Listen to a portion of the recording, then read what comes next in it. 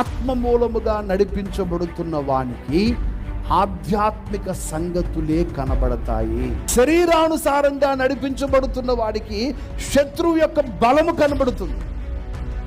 ఆత్మానుసారముగా నడిపించబడుతున్న వాడికి అక్కడ శత్రువు యొక్క బలహీనత కనబడుతుంది. కారణం ఏంటంటే లోకములో ఉన్నవానికంటే మనలో ఉన్నవాడు గొప్పవాడు. మరి ఈ సంగతి మిగతా 10 మందికి ఎందుకు తెలియలేదు? మిగతా 10 మందికి ఎందుకు ఈ సంగతి అర్థం కాలేదు అంటే వారు దేవుని ఆత్మచేత నడిపించబడుతున్న వారు.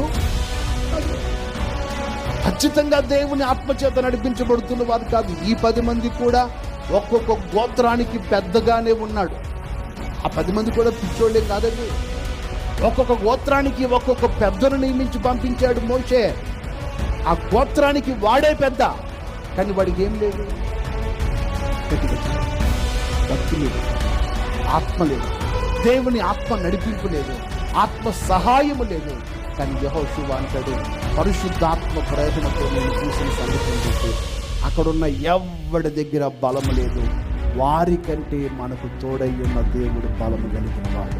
నేను మీకు చెప్పాలనుకున్న మాట ఏంటంటే ఎప్పుడు కూడా శత్రు బలాన్ని చూడకుండుగాక.